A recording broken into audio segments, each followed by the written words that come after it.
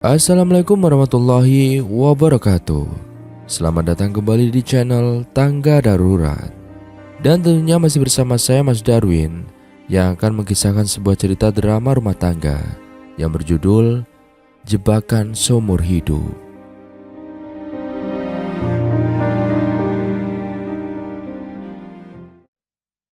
"Ibu, ini gimana cara ngerjainnya?"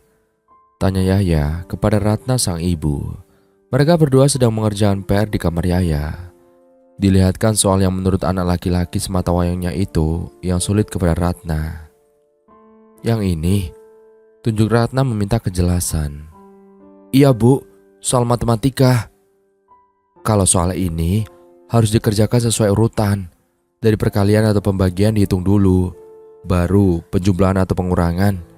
Dan soal nomor 4 ini, 7 ditambah 3 dikali 5 dan dikurang 1 itu berapa? Coba hitung." Ibu udah kasih tahu cara penyelesaiannya. Ratna tak langsung memberikan jawaban, melainkan cara penyelesaian agar saat di sekolah, anaknya bisa menyelesaikan sendiri saat tahu caranya. "Berarti 3 kali 5 sama dengan 15. Lalu 7 ditambah 15 dan dikurangi 2 sama dengan 20. Jawab Yaya sembari menulis jawaban di buku tulis yang digunakan untuk coretan. "Iya betul, tulis di buku jawaban. Nanti kalau mendapatkan soal semacam ini, Yaya langsung kerjakan sesuai apa yang udah ibu kasih tahu ya. Hitung perkalian atau pembagian dulu, baru penjumlahan dan pengurangan," pinta Ratna. "Siap ibuku yang cantik," jawab Yaya sembari tersenyum. Ratna pun mengelus pelan kepala Yaya. Ketukan pintu terdengar di kamar Yaya. Ratna pun membukakan pintu. "Bu, nanti kalau sudah belajar sama Yaya, pindah kamar ya," pinta suami Ratna, Hilmi namanya, laki-laki yang terpaut usia 3 tahun dengan istrinya. Ratna pun hanya mengangguk dan langsung menutup pintu kamar anaknya kembali. Hubungan antara pasangan suami istri itu tidak harmonis. Tidak pernah ada pembicaraan yang santai atau duduk berhadapan saling menatap tanpa cinta. Hubungan mereka yang sangat hambar. Hilmi yang sudah menanti dari tadi pun akhirnya beranjak dari kamar. Dan terlihat Ratna tertidur di samping Yaya, anak laki-laki yang baru sekolah kelas 4 SD itu. "Sudah tidur ternyata istriku," gumam Hilmi, lalu menutup pintu kamar anaknya dengan pelan agar tak mengganggu tidur mereka. Begitu pintu ditutup, Ratna bangun. Ia terlentang dan menatap atap kamar anaknya, meresapi kehidupannya bersama orang yang tak pernah dicintai. "Orang gak mood kok disuruh ngelayani. Masih untung juga sebulan sekali masih mau aku kasih jatah malam. Nasib nikah sama orang yang gak aku sukai." Mungkin untuk orang lain mencintai suami setelah menikah itu bisa, namun untuk Ratna tidak mau mencoba. Ia ingat dengan kejadian 11 tahun yang lalu, kejadian yang mengubah arah pandangnya tentang pernikahan. "Yang, besok aku ke rumahmu ya," ucap Ratna di telepon.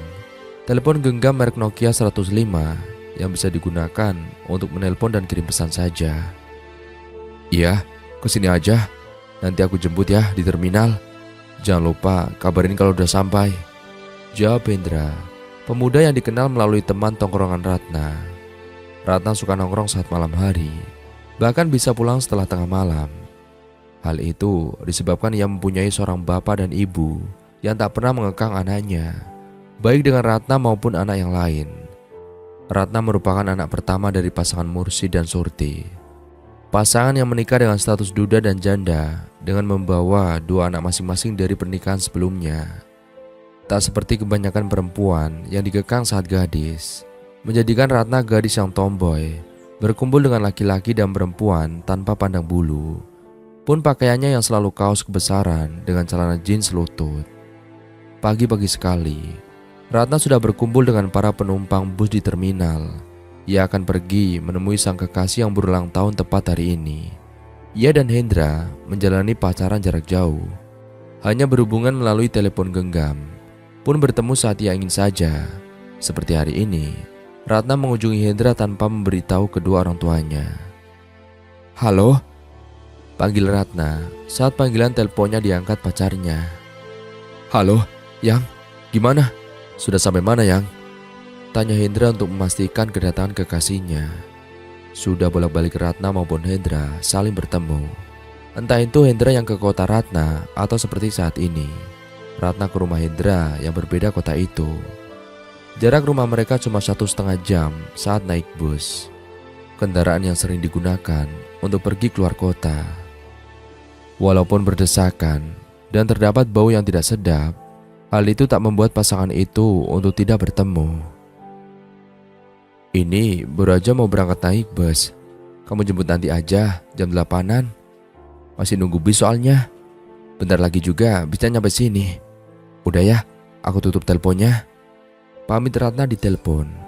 Ia selalu menelpon di malam hari agar dapat gratis nelpon 60 menit. Sedangkan untuk siang hari menghabiskan banyak pulsa saat menelpon. Sehingga setiap siang hari jarang sekali berhubungan dalam waktu lama demi menghemat pulsa. Bus yang ditunggu pun datang. Semua penumpang pun berbondong-bondong naik untuk mendapat kursi. Ratna hanya berjalan santai karena ia lebih suka santai, seperti penampilannya saat menemui sang kekasih. Hanya memakai kaos kebesaran warna hitam, dipadukan celana jeans pendek dan tas lempang depan berisi telepon genggam dan uang. Tas lempang yang dibeli di pasar dengan harga yang murah. Perjalanan yang memakan waktu 1 jam lebih itu dilalui Ratna dengan melihat pemandangan seraya berdiri di bagian belakang dekat pintu bus. Berdiri terombang-ambing dengan memegang sandaran kursi. Hingga tak terasa, terminal pun sudah terlihat. Ratna dan penumpang lain bersiap-siap untuk turun. Begitu sampai di sana, sudah ada Hendra yang melambaikan tangan dan tersenyum ke arah perempuan berusia 22 tahun itu. Sayang, hai sayang, sapa Hendra sembari memeluk tubuh Ratna. Hai, kamu udah lama nunggu di sini? Enggak, baru sebentar aku nunggu. Bidadariku udah nyampe. Puji Hendra yang langsung mendapat cubitan di pinggang. Ih, bohong. Masa bidadari naik bus? Bidadari ya turun dari kayangan lah, saut Ratna. Ya kan, kamu pacarku yang paling cantik.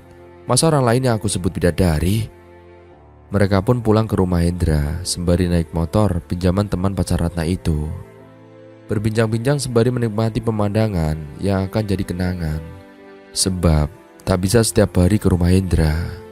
Seharian mereka berdua menikmati pertemuan, jalan-jalan dan makan bakso. Acara ulang tahun sederhana yang mereka lakukan tanpa ada kue, tapi lebih bermakna.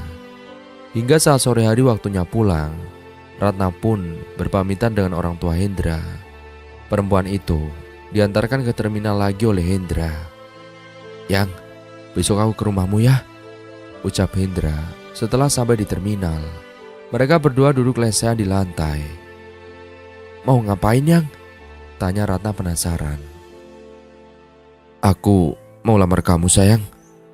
Aku gak mau lama-lama kita pacaran. Aku ingin kita melanjutkan ke jenjang pernikahan. Jelas Hendra yang membuat Ratna menangis. Hah? Iya kah? Ya udah, sepulang dari sini aku bakal bilang sama bapak dan ibu kalau kamu mau lamar aku ya.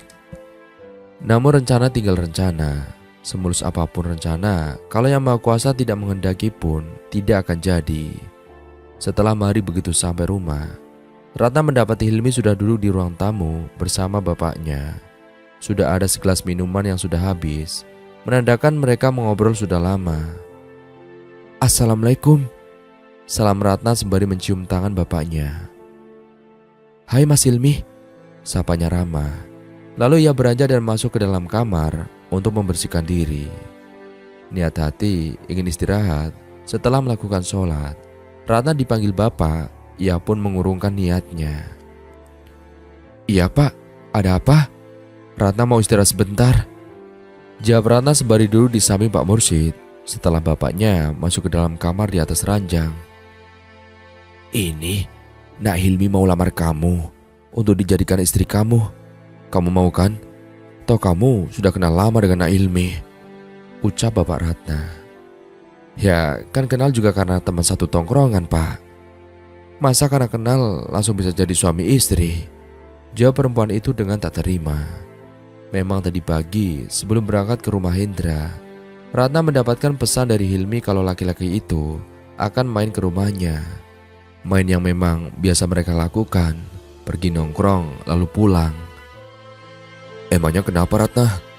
Hilmi kan juga anak baik, suka kesini juga dan gak pernah macam-macam.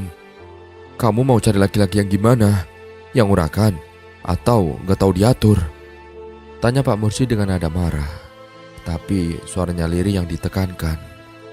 Bapak Mursyid memang bukan bapak yang suka mengekang anaknya.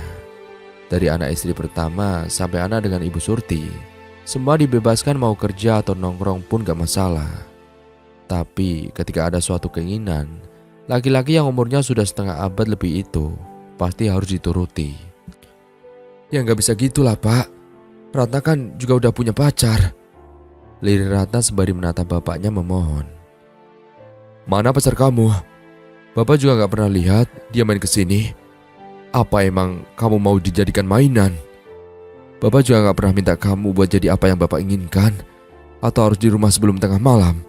Enggak kan? Ucap Bapak membuat Ratna tak kuasa mau membantah.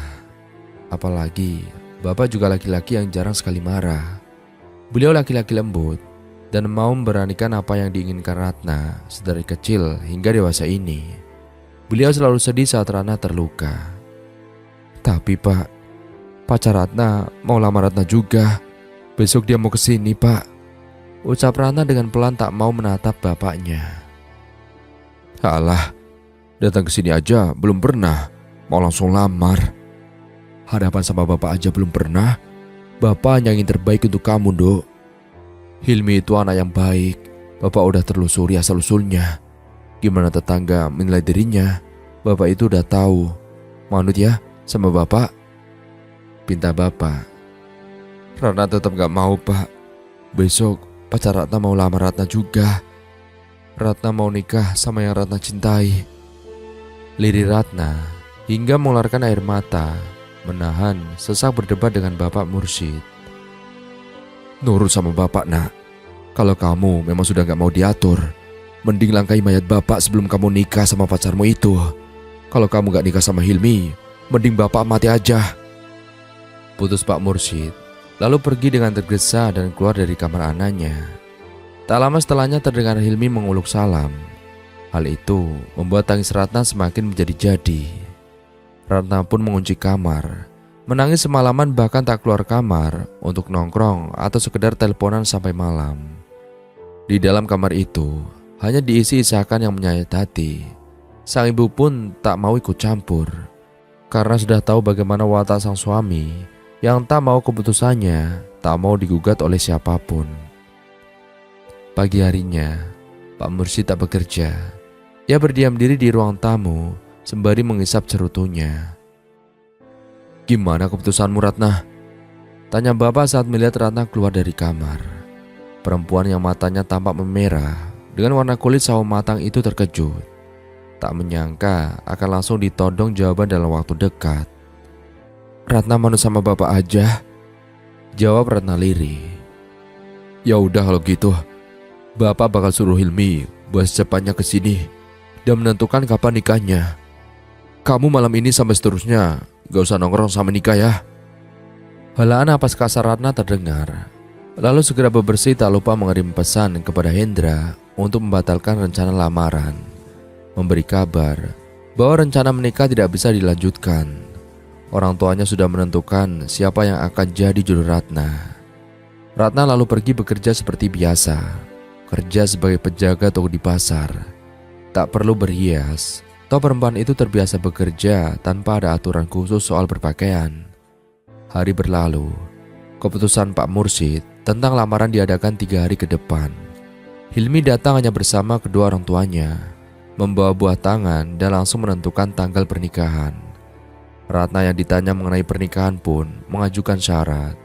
Ia tak ingin ada acara besar, syukuran di rumah dan nikah di kantor urusan agama saja. Buat apa ada pernikahan impian kalau yang jadi bintang utama di pelaminan tak saling mencintai? Tiba di hari pernikahan, Ratna memakai kebaya yang disewa oleh tukang rias di daerahnya. Memakai make up dengan wajah yang tak ada raut ceria ataupun senyum palsu pun terlihat. Diam selama perjalanan ke KUA sampai acara nikah selesai dan pulang ke rumah. Walaupun di rumah ada acara kecil-kecilan, Ratna langsung mengganti kebaya dengan pakaian sehari-hari dan menghapus make up karena ia risih. Tak pernah memakai riasan seumur hidup. Menjelang hari ke-7 pernikahan, Ratna diboyong Hilmi ke rumah suaminya. Rumah yang sudah dibuat Hilmi sebelum menikah di atas tanah yang sudah dibagi oleh orang tuanya. Meskipun tidur dalam satu kamar, tak ada yang terjadi di antara mereka. Tidur Ratna yang selalu menghadap ke tembok dan tak akan berubah sampai pagi hari. Untuk perempuan itu, tak ada bedanya tidur di rumah suaminya dengan rumah orang tuanya. Namun untuk Hilmi yang tak pernah tidur dengan perempuan membuatnya tak kuat. Apalagi Hilmi adalah laki-laki normal yang ingin melakukan hubungan lebih dengan istrinya. Di malam hari, setelah lebih dari sebulan pernikahan, Hilmi memberanikan diri untuk mengajak sang istri melakukan ibadah suami istri. Ratna yang ogah-ogahan pun mengangguk. "Matikan lampunya," pinta Ratna yang tak ingin melihat wajah sang suami saat melakukan hubungan intim tersebut. Selama menikah, Ratna tetap melakukan pekerjaannya di pasar. Hilmi, sang suami pun tak melarang. Setiap berangkat kerja, diantar dan pulang naik bus yang biasanya sore hari berada di jalan raya depan pasar. Tak pernah ada pembicaraan yang serius. Hubungan di atas ranjang mereka pun jarang dilakukan, kecuali Hilmi yang meminta. Tak pernah sekalipun Ratna meminta. Tak ada nafsu saat Ratna berada di ranjang yang sama. Ia hanya menjalani kehidupan seperti air yang mengalir.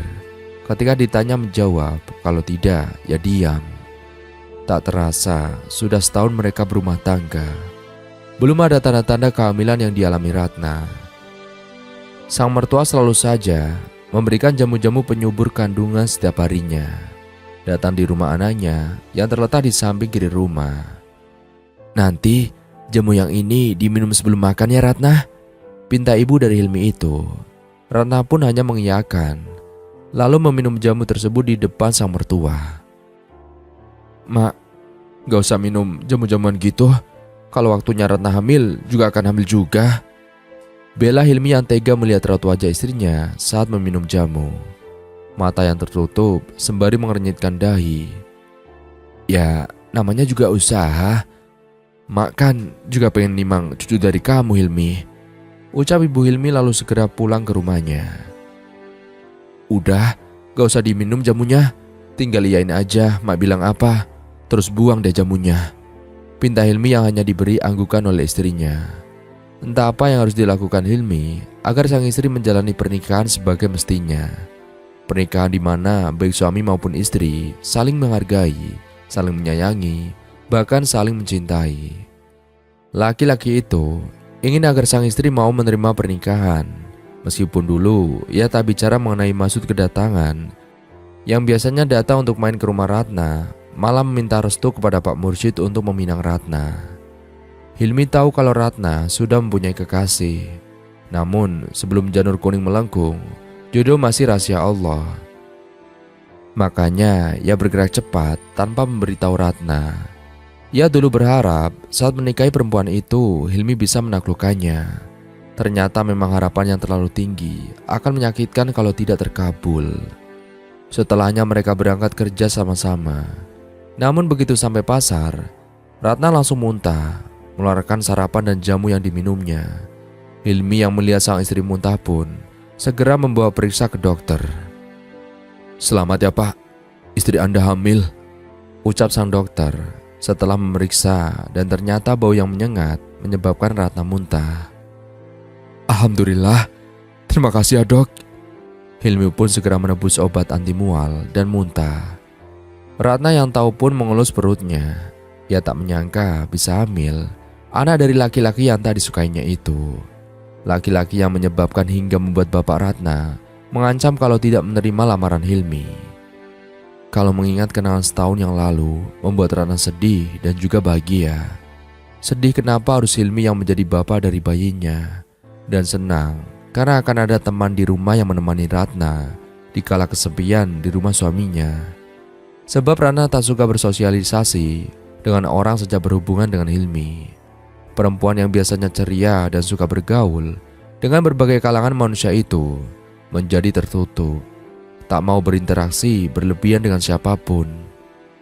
Ayo pulang. Ratna pun tak jadi bekerja. Saat mencium bau yang tidak sedap saja, ia langsung mual, membuat pasangan suami istri memutuskan untuk sementara Ratna di rumah saja menjalani kehamilan. Kalaupun dipaksakan, akan membuat Ratna menjadi semakin lemah karena tak ada asupan yang bisa menetap dan tidak dimuntahkan. Setiap pagi, Ratna rutin mengunjungi kamar mandi saat mual dan muntah melanda. Tubuh yang sudah kurus menjadi tak berdaya. Minum teh hangat dulu, biar gejala mualnya dan muntahnya reda, ucap Hilmi sembari memegang rambut Ratna yang menutupi wajah. Dipapa pelan sang istri menuju meja makan dan disodorkan teh hangat tersebut. Ratna meminum sedikit demi sedikit sampai tenggorokannya hangat dan dia pun berucap, "Pokoknya aku gak mau hamil lagi. Bayi ini aja udah bikin aku lemes tiap hari. Pokoknya kalau kamu gak mau KB saat bayi ini lahir, gak usahlah deket-deket sama aku lagi sampai kapanpun."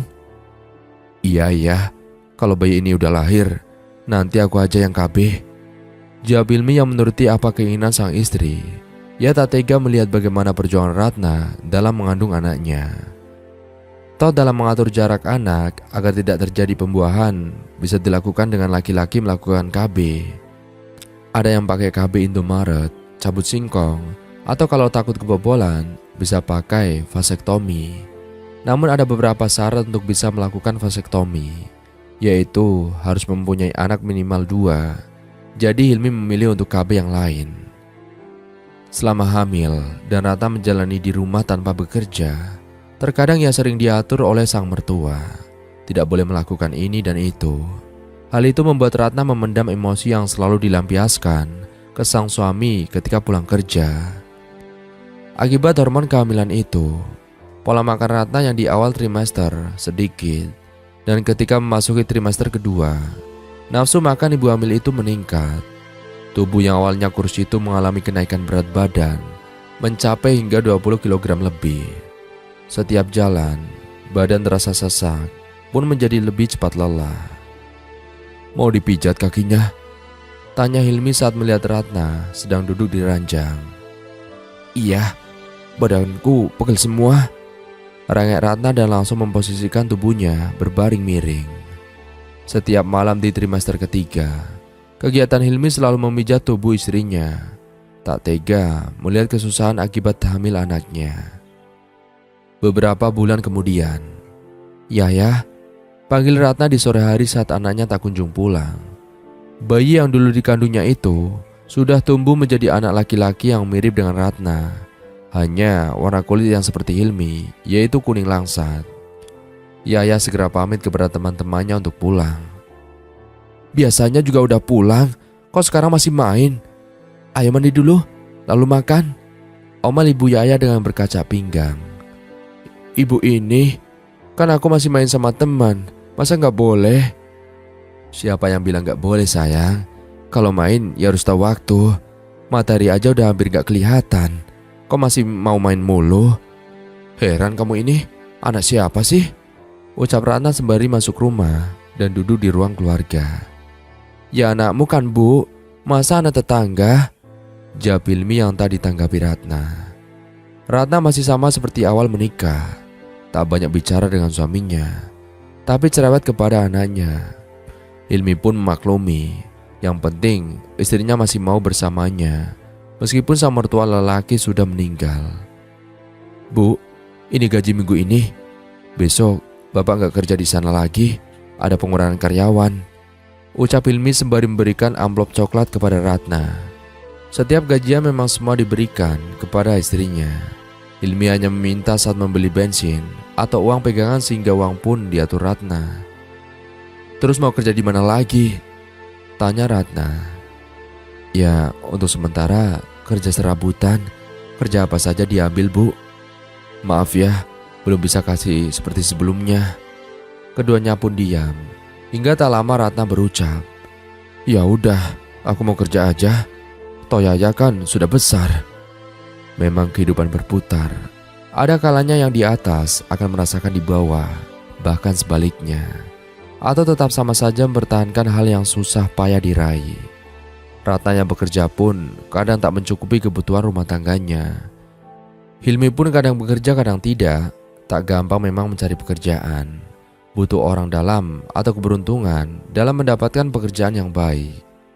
Hingga tak disangka saat Ratna berangkat kerja mengendarai motor sendirian, ia melihat Hendra, mantan kekasihnya yang dulu akan melamar. Tapi ditolak bapak Ratna, bahkan sebelum niat itu terrealisasikan. "Mas Hendra?" sapa Ratna yang ragu-ragu. Takut Hendra tak mengenali dirinya. Apalagi bentuk tubuh perempuan itu sudah tak seperti masa gadis dulu. Sekarang badannya sama seperti saat hamil Yaya dulu. "Ratna? Benar kan?" Hendra pun berhenti bekerja. Ia bekerja sebagai pemborong membuat jalan dengan aspal. Dan laki-laki itu mendapat kerjaan di dekat daerah rumah Ratna. "Iya mas, apa kabar? Lama gak ketemu. Maaf ya, soal yang dulu." Pinta Ratna yang langsung turun dari motor dan berdiri berhadapan dengan Hendra. "Emang belum jodohnya aja Rat? Kamu bahagia kan sekarang?" tanya Hendra memastikan sang mantan kekasih. "Ya beginilah mas. Dapat orang mana mas sekarang?" "Masih sendiri aja aku Rat. Sejak ditinggal kamu, aku memutuskan untuk sendiri." Ada rasa bangga dalam diri Ratna. Namun langsung sirna ketika ingat bahwa ia sudah menjadi istri Hilmi. Apalagi kebutuhan yang banyak. Ada Yaya yang biaya sekolah tidaklah murah. Biaya untuk dapur tetap mengebul. Atau kebutuhan mendadak ketika tetangga mengadakan acara yang mana harus penyumbang juga. "Gak mungkin masih sendiri. Apalagi sekarang udah sukses kan?" bantah Ratna. Setiap pagi ia berangkat kerja di pabrik pagi sekali, sehingga tak takut kalau nanti telat. "Sukses tanpa kamu juga apa gunanya Rat?" keluh Hendra. Takut pembicaraan semakin melantur, Ratna pamit untuk berangkat kerja. "Ini apa mas? Gak perlu gini, buat kebutuhan mas aja," tolak Ratna ketika Hendra memberi sejumlah uang. "Gak apa-apa Rat, itu untuk anakmu." "Oh ya, nomor kamu baru ya?" "Nomorku masih yang lama mas. Kalau mau apa-apa nanti bisa telepon aku." Setelah mengangguk dan mengucapkan terima kasih, Ratna pun melaju berangkat kerja. Bersyukur ketika mendapat uang, walaupun tadi sempat menolak. Sebab Yaya sebentar lagi membeli seragam sekolah yang sudah tidak muat. Hampir sebulan mantan pasangan itu saling berkomunikasi lewat pesan maupun telepon. Namun namanya ikan, yang disembunyikan pasti akan bau juga. Hal itu juga terjadi dengan Ratna. HP yang biasanya dibawa hari itu tertinggal di rumah. Apalagi saat itu Hilmi belum terlalu banyak kerjaan. Setiap hari belum pasti kerja. "Ini pesan siapa? Kok Hendra?" Hilmi membaca pesan satu persatu, dari awal sampai akhir. Ia tak menyangka istrinya masih berhubungan dengan mantan kekasihnya. Dengan gelisah dan menahan amarah, Hilmi mondar-mandir dan memegang HP Ratna dengan erat. Pantas saja, akhir-akhir ini saat pegang HP selalu senyum-senyum tanpa alasan. Jadi ini penyebabnya, gumam Hilmi. Sore pun tiba. Ratna yang melihat suaminya mondar-mandir di ruang tamu pun heran. Tak biasanya Hilmi seperti itu. Begitu masuk, Ratna dihadang Hilmi. "Ini apa maksudnya Ratna?" tanya Hilmi sembari menyodorkan pesan masuk dari Hendra. "Bapak kenapa buka-buka HP ibu? Siniin gak?" "Kamu masih hubungan sama Hendra ya? Aku kira apa yang sudah aku kasih ke kamu bisa membuatmu luluh. Ternyata aku salah. Aku banting tulang buat kamu dan kerja buat nafkahin kamu. Walaupun setiap hari aku minta jatah, kamu selalu nolak. Aku ikhlas Rat. Tapi kenapa kamu selingkuh dari aku? Aku salah apa sama kamu Rat?" Hilmi yang biasanya memanggil Ratna dengan sebutan ibu, untuk membiasakan anaknya pun saat ini tidak. Amarah memuncak disertai tubuh yang gemetar. "Kamu tanya salah kamu. Kamu udah lamar aku. Dan kamu udah jebak aku buat nerima lamaran kamu. Kamu tahu, aku dulu diancam sama bapak kalau nggak nerima kamu. Dan aku disuruh langkai mayatnya. Aku terdesak nerima jamu emas. Dan dari awal kamu tahu kan, aku itu udah punya pacar. Tapi kamu nekat aja datang tanpa kasih tahu aku. Padahal Mas Hendra juga mau lamar aku. Ratna segera masuk ke kamar. Untung saja Yaya tak ada di rumah. Ia tak ingin sang anak mendengar keributan itu. Setelah kejadian tersebut, Ratna tak pernah memegang HP yang dulu dibelikan Hilmi. Pun tak ada interaksi di antara mereka. Mereka melakukan kegiatan di rumah seperti tak ada manusia di dalamnya. Hingga tiba-tiba Hilmi yang terlalu banyak berpikir mengenai rumah tangganya pun jatuh sakit. Sudah 2 hari badannya panas dingin. Namun ia tetap bekerja dan membuatnya pingsan saat itu. Ratna yang sedang bekerja tak tahu. Ia sepulang kerja melihat sang suami berbaring pun dicek badannya. Dirawatnya Hilmi dengan telaten. Ratna sampai izin tak bekerja karena selama berumah tangga suaminya tak pernah sakit sampai berhari-hari. Dan di sore hari saat Ratna mengganti pakaian Hilmi, tangannya pun dicekal. "Bu, maafin bapak ya. Kalau selama menikah sama bapak, ibu menderita. Cara bapak salah dalam mendapatkan ibu. Kalau mau bercerai dengan bapak ikhlas, Bu. Toh bapak Mursyid sudah tiada. Sudah gak ada yang menghalangi ibu. Kalau ibu mau balikan sama Hendra juga silakan," ucap Hilmi panjang lebar. "Ngomong apa sih? Lagi sakit kok ngelantur?" jawab Ratna. "Bapak gak ngelantur, Bu. Tapi kalau memang ibu mau pisah sama bapak, jangan halangi bapak untuk ketemu sama Yaya ya. Bapak gak sanggup kalau harus kehilangan kalian berdua." Hilmi yang tak pernah menangis selain saat kelahiran Yaya pun sekarang menitikkan air mata. Selama beberapa hari, ia berpikir untuk memberi kebebasan kepada perempuan yang amat dicintainya itu. Siapa yang mau pisah? Bapak salah paham sama ibu perkara Hendra. Bapak harus tahu kalau ibu ketemu dia tuh cuma buat ngenalin sama temen ibu, biar dia cepet nikah, biar dia juga lupa sama ibu. Nikah udah tahunan kok, baru sekarang berpikiran pisah. Harusnya dari dulu setelah bapakku meninggal. Aneh. Hal itu membuat keduanya semakin dekat. Ratna yang terbuka hatinya untuk Hilmi setelah bertemu Hendra, dan suami yang semakin mencintainya. Dan berakhir sudah kisah kali ini. Semoga kita semua bisa mengambil hikmahnya. Dan dari saya mohon maaf apabila ada salah kata dalam menyampaikan cerita. Akhir kata, sampai jumpa. Wassalamualaikum warahmatullahi wabarakatuh.